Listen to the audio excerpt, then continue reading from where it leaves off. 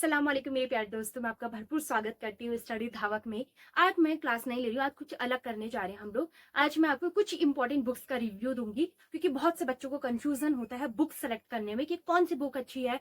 तो आज मैं आपको कुछ बुक्स के बारे में बताऊंगी, उसका पूरा रिव्यू दूंगी कि इसमें क्या क्या चीजें हैं, किस तरीके से बताई गई, कितना डिफाइन किया गया है और आपके एग्जाम के लिए कितनी इंपॉर्टेंट है, ये भी एग्जाम के लिए कितनी इंपॉर्टेंट हो सकती है ये आप खुद समझ जाएंगे। तो ये जो मैं अभी आपको बुक्स दिखाने वाली हूँ ये है हिस्ट्री के लिए, स्पेशली हिस्ट्री के लिए ये बुक्स है क्योंकि ज्यादातर बच्चों को हिस्ट्री बुक्स के लिए बहुत सा कंफ्यूजन रहता है। तो हिस्ट्री के लिए ये बुक है और जी मैं बुक बता रही हूँ ग्रुप ए सर्विस के लिए, तो इंपॉर्टेंट है ही। जितनी भी ग्रुप ए की सर्विस होती है उसमें आपको थोड़ा हाई लेवल के क्वेश्चन आंसर पूछे जाते हैं, तो उसके लिए इंपॉर्टेंट है। बाकी मैं आपको इसका पूरा रिव्यू दूंगी, तो आपको अपने अपने एग्जाम्स के सिलेबस तो पता ही होंगे, तो आप उससे रिलेट करके देख सकते हैं कि आपके एग्जाम के लिए कितनी ऑथेंटिक है, कितनी जरूरी है या नहीं है। अगर आपको लगता है कि इसमें बहुत ज्यादा डेटा है, मुझे जरूरत नहीं है, तो आप कुछ नॉर्मल बुक ले सकते हैं। लेकिन आपको लगता है कि ये जरूरी है और ये कुछ इस टाइप की बुक्स हैं कि अगर आपका हिस्ट्री में इंटरेस्ट है, आप सिर्फ नॉर्मली पढ़ना चाहते हो, तो आप पढ़ने के लिए भी बुक्स को परचेस कर सकते हैं। तो सबसे पहले मैं आपको जो बुक दिखाऊंगी, आपको पता है कि हिस्ट्री में 3 पार्ट्स में डिवाइड करते हैं हम लोग हिस्ट्री को। तो ये कुछ ये वो बुक्स हैं, तो मैं एक एक करके आपको दिखाती हूँ। हिस्ट्री को हम 3 पार्ट्स में डिवाइड करते हैं, ancient, medieval and then modern history. तो सबसे पहले मेरे पास जो एंशिएंट हिस्ट्री के लिए बुक है वो है आर.एस. शर्मा, राम शरण शर्मा की भारत का इतिहास बुक। ये जो बुक है इसका नया एडिशन आ गया होगा, अब ये मेरे पास पुरानी है। ये है ऑक्सफोर्ड इंडिया की ये बुक है। राम शरण शर्मा इसके लेखक है। भारत का प्राचीन इतिहास। अगर मैं इस बुक की बात करूं और इसके सिलेबस की बात करूं तो इसके सबसे पहले पेज क्वालिटीज अच्छी है, मतलब ऐसी नहीं है, थोड़ी सी वो मोटे टाइप की थी वो है। और दूसरा अगर मैं इसमें बताऊं इसमें क्या क्या चीजें हैं, तो इसमें जितना भी आपका एंशिएंट हिस्ट्री है, जो इतिहास की शुरुआत की गई है, उसमें पहले तो इतिहास का महत्व बताया गया कि हिस्ट्री के क्या इंपॉर्टेंस है और इतिहास को लिखने में क्या प्रॉब्लम आती है और इतिहास किस प्रकार से लिखा जाता है, ये सब। उसके अलावा जो इतिहास के स्रोत हैं, यानी कि जिससे हम हिस्ट्री पढ़ते हैं, जैसे कि आपके सिक्के हो गए, अभिलेख हो गए, उनके बारे में बताया गया है। और साथ ही अलग अलग जगह में जो भाषाएं बोली जाती हैं, हिस्टोरिकल लैंग्वेजेस हैं, उसके बारे में बताया है। और साथ ही जो पूरा पाषाण काल, यानी कि मानव के विकास से इसमें बताया, पूरा पाषाण काल, नव पाषाण काल, ताम्र पाषाण काल, फिर सिंधु सभ्यता, मतलब ऐसे लेकर पूरा इसमें सिलेबस दिया। तो लास्ट इसमें आपको बताएगा हर्ष का काल और उसके बाद दर्शनों का विकास, मतलब हर्ष के काल के बाद जो दर्शन आए थे, 6 न्याय, सिद्धांत, वैशेषिक, उस सब के बारे में बताया गया है। और प्राचीन काल से कैसे मध्यकाल में हम लोग गए थे, उस सब के बारे में बताया गया। तो अगर आप इस बुक की बात करें, तो अगर आप यूपीएससी वाले, तो यूपीएससी वाले इसको प्रीलिम्स के लिए तो जरूरी समझे, प्रीलिम्स के लिए समझे। बाकी अगर आपकी ग्रुप ए सर्विस है तो उसके लिए भी आपको ये पढ़नी ही चाहिए। बाकी अदर के लिए मैं बता देती हूँ कि इसमें क्या क्या है। इसमें अच्छे से डिटेल भी दिया है, ऐसा भी नहीं कि बहुत ज्यादा ही डिटेल में दिया गया है, मतलब मीडियम है। इतना है कि आप इसको समझ सकेंगे, एक प्रकार से आप आराम से इसको पढ़ सकते हैं। आपको ये भाषा इसमें जो लैंग्वेज हो वो इजी है, ज्यादा हिंदी के टफ लैंग्वेजेस नहीं है, और इसको आप आराम से पढ़ भी सकते हैं। जो भी इंपॉर्टेंट चीजें अगर उसमें आप लाइन अप करेंगे तो सेकंड टाइम में रिवीजन के लिए भी आपको बेहतर रहेगा। और 2-3 पेजेस में मैक्सिमम 2-3 पेजेस में एक चैप्टर इन्होंने कंप्लीट करके दिया है। और अगर कोई चैप्टर जैसे बड़ा है तो उसके बारे में भी बताया, और इसमें जो इंपॉर्टेंट फैक्ट है, जो मेनली ऑब्जेक्टिव टाइप क्वेश्चन में पूछा ही जाता है, वो भी बहुत अच्छे से बताए गए। साथ ही बीच में मैप भी बताए गए हैं, ये हिस्टोरिकल मैप्स हैं, जैसे कि सिंधु सभ्यता का भी मैप होगा कि कौन कौन सी इलाके में सिंधु सभ्यता फैली थी, उस सब के बारे में। और साथ ही कुछ तिथियां बताई गई कि कौन सी तिथि में क्या हुआ था, किस तिथि में क्या चीजें हुई थी, ये भी इंपॉर्टेंट है। ये भी चीजें इसमें दी गई हैं। और उसके अलावा ये एक प्रकार की इस प्रकार और उसके अलावा ये इस टाइप की बुक है कि आप इसको अच्छे से समझ पाएंगे। मतलब सिर्फ ऐसा नहीं कि वन लाइनर है, वन लाइन में सिर्फ रटने वाली चीज नहीं है। अगर आप इसको पढ़ेंगे तो आपको इसमें समझ में भी आएगा, बाकी आप रिवीजन भी आराम से कर सकते हैं, क्योंकि कॉम्पिटेटिव एग्जाम में रटना जरूरी नहीं होता, समझना जरूरी होता है। तो ये समझ पाएंगे आप इस बुक को, बहुत अच्छी ये बुक है और ईजी है। अगर आपको लगता है कि मुझे ये बुक लेनी चाहिए तो आप इसे जरूर लीजिएगा। फिर अगर एक और बुक है मेरे पास एंशिएंट हिस्ट्री की, जो कि है प्राचीन और पूर्व मध्यकालीन, मतलब इसमें प्राचीन से लेकर पूर्व मध्यकाल तक का पूरा हिस्ट्री है। और देखिए कितनी बल्कि है। तो पहली बात तो ये, आप इस बुक को तब ही परचेस कीजिएगा जब आप कोई बहुत बड़े लेवल के एग्जाम की तैयारी कर रहे हैं जिसमें हिस्ट्री की ज्यादा इंपॉर्टेंस है, जैसे कि यूपीएससी के प्रीलिम्स से भी ज्यादा। लेकिन ये यूपीएससी के लिए भी किसके लिए इंपॉर्टेंट है, जिसका ऑप्शनल हिस्ट्री है, क्योंकि ऑप्शनल में हिस्ट्री के हर एक पहलू पर ध्यान देना पड़ता है, क्योंकि पूरा एग्जाम ही एक ही सब्जेक्ट के लिए होता है, हिस्ट्री के लिए। तो उसके लिए बहुत इंपॉर्टेंट है और बहुत ज्यादा बल्कि बुक है ये। करीबन इसमें 800-900 पेजेस है, करीबन इसमें 750 के आसपास पेजेस हैं। और अगर मैं इस बुक की बात करूँ तो ये बुक बहुत अच्छी है, आप आराम से पढ़ सकते हो। लेकिन इस बुक को आप तभी पढ़िएगा जब आपको हिस्ट्री का बेसिक ज्ञान हो, क्योंकि इस बुक में बताया तो गया है, बेसिक से ही बताया गया, बट बहुत से शब्द ऐसे हैं जो आपको शायद समझ में ना आए, या फिर आपकी इसकी लैंग्वेज और इसमें जो कुछ भी लिखा गया है वो शायद आपको एक बार पहली बार में पढ़ने में ज्यादा समझ नहीं आएगा। तो अगर आपने ये कुछ जो मैंने आपको बताया आर.एस. शर्मा अगर आपने पढ़ी है या बेसिक हिस्ट्री आपने पढ़ी है, तो आप इस बुक को बहुत अच्छे से समझ पाएंगे। इसमें सारे जितने भी इंपॉर्टेंट फैक्ट हैं वो सब कुछ बताए गए हैं, आपके सारे इंपॉर्टेंट फैक्ट इसमें बताए गए हैं। और उसके अलावा जो भी कहानियां हैं, कुछ कुछ ये जैसे बॉक्सेस बने, इस बॉक्सेस में कुछ कहानियां बताई गई है प्राचीन काल में, जैसे कि प्राचीन काल में महिलाएं क्या करती थी, उसका मतलब एक पूरी कहानी डिटेल भी बताई गई। जैसे रामायण है, रामायण में किस प्रकार की कहानी होती थी, और ये सारे चित्र वगैरह भी आपको दिखाए गए हैं जो कि ऐतिहासिक है। और जैसे कि ये सिक्के, किस प्रकार के सिक्के चलते थे, इन सिक्कों का क्या महत्व है, इसको मतलब आप ऐसा समझते हैं कि स्टार्टिंग टू एंड एक ही टॉपिक के बारे में पूरा अच्छे से समझाए। जैसे सिक्के हैं तो सिक्के कैसे बने, सिक्कों का निर्माण क्यों हुआ, इसकी क्या आवश्यकता थी, और जब ये सिक्के मिले तो इसका वर्तमान में क्या महत्व है। तो इस तरीके से ये पूरी बुक बनाई गई है। और ये मैप सेशन भी है, आपका मैप वगैरह भी दिए गए हैं इसमें। तो ये अच्छी बुक है, लेकिन ये वो ही लोग पढ़ें जिनको बहुत ज्यादा आवश्यकता है, जिनका हिस्ट्री में हिस्ट्री से सिलेबस ज्यादा आता है, वो इस बुक को पढ़ सकते हैं। मैं तो सजेस्ट करूंगी कि जो ग्रुप ए सर्विस वाले हैं, जिनके लिए हिस्ट्री का पोर्शन ज्यादा है, वो ही इसको पढ़ें, क्योंकि बहुत बल्कि बुक है। अगर आप इसको रोजाना भी पढ़ें तो कम से कम 1 महीना तो लग ही जाएगा इसको पढ़ने में।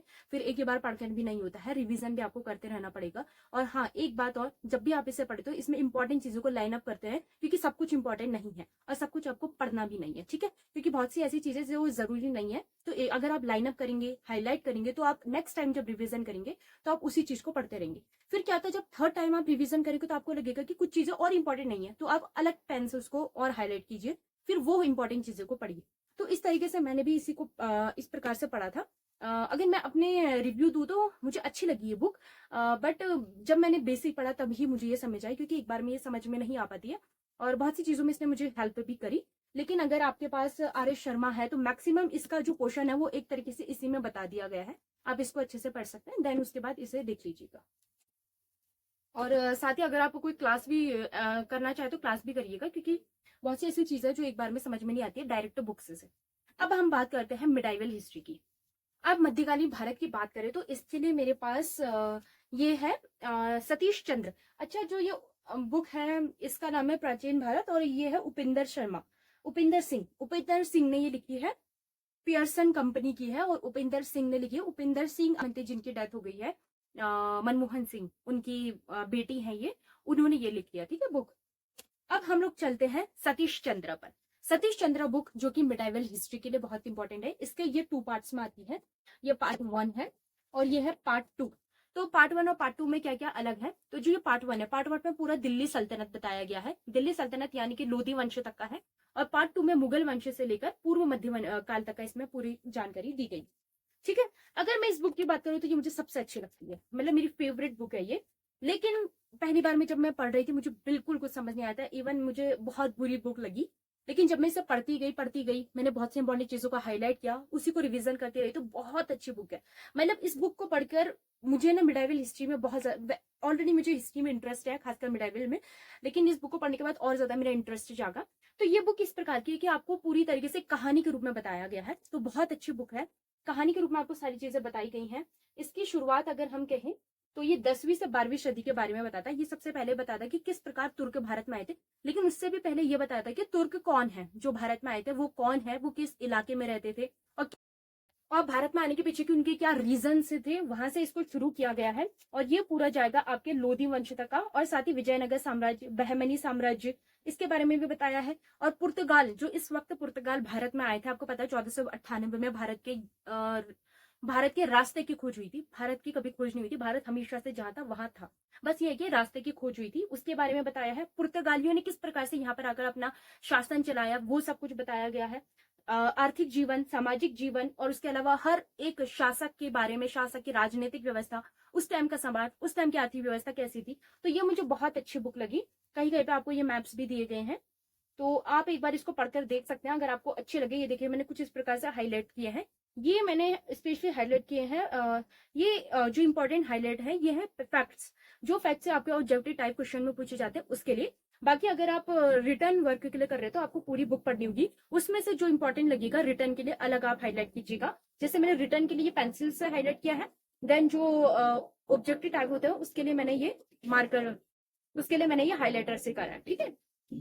तो ये इस प्रकार से आप ये पूरी बुक पढ़ सकते हैं, बहुत अच्छी बुक है ये। और ऐसा भी कुछ नहीं कि बहुत कुछ ही आपको पढ़ना है, तो ये मुझे बहुत अच्छी लगी। तो ये है इसका पार्ट 1। और फिर ये है सतीश चंद्र, इसका पार्ट 2। यहाँ पर पूरा मुगल साम्राज्य बताया गया है। सॉरी, ये थोड़ी फट गई है। तो मुगल साम्राज्य कैसे भारत में आए थे, मुगलों का कैसे मुगल भारत में आए थे, कैसे उनका पूरा साम्राज्य चला, और उसके बाद का पूरा जीवन, इस टाइम में कैसी सामाजिक आर्थिक जीवन था, अंग्रेजों के आने के बाद यहाँ पर क्या क्या प्रॉब्लम आई थी, क्या क्या सामाजिक आर्थिक जीवन था, ये सब कुछ। और सबसे अच्छी बात है कि उस बुक में भी, इस बुक में भी लास्ट में ये वर्ड दिए हैं, जैसे कि कुछ ऐसे वर्ड होते हैं ना जो उस टाइम में यूज होते थे। फॉर एग्जाम्पल जिहाद, जिहाद का मतलब क्या होता है, जिम्मी धिम्मी क्या होता है, झरों का दर्शन क्या होता है, दस्तूर अल अमल क्या होता है, दहसाला पद्धति क्या। तो ये जो कुछ उर्दू के शब्द हैं उसके बारे में भी लास्ट में बताया गया। और यहाँ से वन लाइनर क्वेश्चन हमेशा बनते हैं, फैक्ट वाले, प्रीलिम्स में तो खासकर बनते हैं। तो ये दोनों बुक मेरी फेवरेट बुक है। अब जो लास्ट है वो है आधुनिक भारत का इतिहास, और इसको मैं अच्छे से आपको सजेस्ट करूंगी, जो कि है स्पेक्ट्रम। स्पेक्ट्रम, और ये जो अभी मैंने बताई थी ये थी सतीश चंद्र की मध्यकालीन भारत, जेपीडी, जेपीडी की तरफ से यह है Satish Chandra, part 1 and part 2। और ये है आप लोगों की आधुनिक भारत स्पेक्ट्रम। स्पेक्ट्रम बुक, बहुत से बच्चों ने स्पेक्ट्रम बुक के बारे में सुना भी होगा। अच्छी बुक है, पेजेस भी अच्छे खासे हैं, बट छोटी है, तो ऐसी कोई प्रॉब्लम नहीं आएगी पढ़ने में। लेकिन वही मैंने आपको कहा था, ये बुक्स ऐसी है ना जिसके लिए आपको पहले हिस्ट्री का बेसिक ज्ञान होना आवश्यक है। जब आपको बेसिक पता होगा तब जाके आप इसको अच्छे से पढ़ पाएंगे, या फिर अगर आप फर्स्ट टाइम पढ़ेंगे आपको समझ नहीं आएगा, सेकंड टाइम में और अच्छे से आएगा। इसका सिलेबस बहुत ज्यादा है, इसमें बहुत ज्यादा डिटेल से बताया गया है सारी चीज। इसमें बताया गया आधुनिक भारत के इतिहास के स्रोत, यानी कि आधुनिक भारत का जो भी इतिहास के स्रोत रहे हैं, जो भी पुस्तकें रही हैं, जो भी उस टाइम में रिटर्न चीजें मिली थी, जो भी इंपॉर्टेंट चीजें थी, वो सब बताया गया है। वो कौन कौन सी हैं, मौखिक साहित्य, समाचार पत्र, कौन से समाचार पत्र इंपॉर्टेंट है, किसने लिखे हैं, ये सब कुछ बताया। उसके बाद औपनिवेशिक भारत का भारत में आगमन, पहले पुर्तगालियों के बारे में कि पुर्तगाली आए, उनका जगह क्या थी, उन्होंने क्या क्या कार्य करे, और उसके बाद उनके साथ अंग्रेजों की जो लड़ाई हुई, मतलब सारा डिटेल में बताया गया है। जैसे कि ये पूरा यूरोपीय का आगमन, उसके अलावा जो फ्रांसीसी और अंग्रेजों के मध्य में 3 कर्नाटक का आक्रमण, फ्रांसीसी और अंग्रेजों के मध्य में जो भी कर्नाटक युद्ध हुए थे उसके बारे में डिटेलिंग है। तो ये मुझे बुक अच्छी लगती है, बहुत अच्छी है ये बुक भी। बट इसमें यही है, मैंने जो आपको कहा कि बेसिक ज्ञान होना आपको आवश्यक है। इसमें भी देखिए मैंने कुछ हाईलाइट किए हैं, ये हाईलाइटर जो ये हाईलाइटेड चीजें हैं ये है आपके ऑब्जेक्टिव टाइप क्वेश्चन के लिए, प्रीलिम्स के लिए इंपॉर्टेंट है। बाकी जो ये लाइनिंग की गई है ये मेन्स के लिए है, इसमें भी कुछ इंपॉर्टेंट चीजें ही आपको पढ़नी है, सब कुछ नहीं पढ़ना है। और उसके अलावा इसमें लास्ट में जो है ना ये एक सारे बॉक्स, सारे चैप्टर के बाद ऐसा बॉक्स दिया है, सारांश इसमें बताया गया है कि अगर आपको, जैसे आपने 3-4 बार इस बुक को पढ़ लिया है, अब आपको सिर्फ रिवीजन करना है, और आपको पता है कि अब मॉडर्न हिस्ट्री आपके अच्छे खासे समझ आ गई है, तो आप सिर्फ इन बॉक्सेस को भी पढ़ के लास्ट में रिवीजन कर सकते हैं। 2-3 पन्ने के हर इसमें, किसी में 1 पन्ने का भी है, तो इसमें आप लास्ट में इन सारे बॉक्सेस को पढ़ सकते हैं। तो एक बार में क्या है, 1 लाइनर फटाफट रिवीजन भी हो जाएगा। ये बात बहुत अच्छी है इस बुक की। और दूसरी बात करें तो और दूसरी बात करें तो इसमें सारी चीजें बहुत डिटेल में बताई गई है, ना सिर्फ आंदोलन क्या क्या हुए थे उसके बारे में, और उसके अलावा इस टाइम पर कौन कौन सी शिक्षा प्रणाली थी, इस टाइम का समाज कैसा था, इस टाइम पर क्या क्या नई चीजें हुई थी, कौन कौन से विद्यालयों का निर्माण हुआ, और कौन कौन सी राजनीतिक संस्थाओं का निर्माण हुआ, उनके क्या काम थे, मतलब पूरा डिटेल में इसमें बताया गया है। और कौन कौन सा आंदोलन, जैसे वहाबी आंदोलन हुआ था, टीटू मीर का आंदोलन, जो भी जनजातीय आंदोलन हुए थे, सैनिक आंदोलन हुए थे, नागरिक आंदोलन हुए थे, उन सारे आंदोलन के बारे में इसमें बताया गया है। सारे पार्लियामेंटो सुधार, जो भी अधिनियम इस वक्त पारित हुए थे, इंपॉर्टेंट अधिनियम, उनके बारे में भी इसमें बताया गया है। और क्रांतिकारियों ने क्या क्या कार्य किए थे, जैसे कि काकोरी हत्याकांड और संसद में बम विस्फोट, ये सारी चीजें बताई गई है। और उसके अलावा जो भी इंपॉर्टेंट इस टाइम में आयोग बिठाए गए थे, उन आयोगों के क्या कार्य रहे, वो आयोग क्यों इंपॉर्टेंट है, और साथ ही जब हमारे भारत आजाद हो रहा था उस टाइम में कौन कौन से मिशन आए थे, उन्होंने क्या काम किए। तो ये बुक बहुत अच्छी है, मतलब अगर आपने इसको पढ़ लिया ना, आपको मॉडर्न हिस्ट्री किसी और बुक से पढ़ने की जरूरत नहीं, क्योंकि मैं कहूंगी कि ये बुक सफिशिएंट है फॉर मॉडर्न हिस्ट्री। अगर आप इसको पढ़ लेते हैं तो मुझे नहीं लगता कि आपको पे कोई किसी दूसरी बुक की जरूरत पड़ेगी। सच बताऊं तो अगर जो भी बुक मैंने आपको बताई है, अगर आप इन बुक्स को पढ़ लेते हैं, मुझे नहीं लगता कि आपको किसी और भी बुक्स की जरूरत पड़ेगी। अगर आप प्राचीन जो उपिंदर सिंह है उसको स्किप कर दें और सिर्फ जो आर एस शर्मा है जो मैंने अभी आपको बताई वो पढ़ते हैं, लेकिन उसके साथ एक प्रॉब्लम ये है कि आर एस शर्मा आप पढ़ लेंगे तो आपको जो आर्ट एंड कल्चर वाला पार्ट है वो उसमें बहुत कम दिया है। तो आर्ट एंड कल्चर के लिए आपको या तो अलग बुक लेनी पड़ेगी, जिसके लिए 11th क्लास की एक एनसीईआरटी है, आप उसे ले सकते हैं, या फिर आप ऑनलाइन क्लासेस देख सकते हैं, जो भी आपको लगता है। जो भी आपको लगता है, अगर आपके आर्ट एंड कल्चर आपको ज्यादा अच्छे समझ नहीं आता है तो आप उसमें से देख सकते हैं। और बाकी जो दक्षिण भारत का इतिहास आजकल मैक्सिमम टाइम पूछा जाता है, तो इसमें दिया तो है बट मुझे नहीं लगता कि इसमें दिया तो है बट बहुत ज्यादा गहरा नहीं दिया। मतलब अगर आपको बहुत ज्यादा ही उसमें डीपली पढ़ना है तो आप आर्ट एंड कल्चर और इसके लिए अलग से बुक लिख सकते हैं, क्योंकि दक्षिण भारत का ज्यादातर आर्ट एंड कल्चर ही पूछा जाता है। लेकिन अगर मैं इसको भी ट्राई कर सकते हैं और साथ ही ये सारी बुक्स भी ट्राई कर सकते हैं, तो मीडियावल हिस्ट्री के लिए भी ये आपके लिए सफिशिएंट है, उसके अलावा कोई बुक की ज्यादा जरूरत नहीं पड़ेगी। तो आज का सेशन कैसा लगा आपको जरूर बताना। इसी तरीके से मैं आपको और सब्जेक्ट्स के बारे में भी बताऊंगी, जो भी इंपॉर्टेंट बुक है उनके बारे में बताऊंगी। तो आज की क्लास कैसी लगी जरूर बताना, और साथ ही अपनी तरफ से भी रिव्यू देते जाइएगा, कमेंट में बताते जाना, लाइक करना, सब्सक्राइब करना, शेयर करना। मिलते हैं नेक्स्ट क्लास में। अल्लाह हाफिज।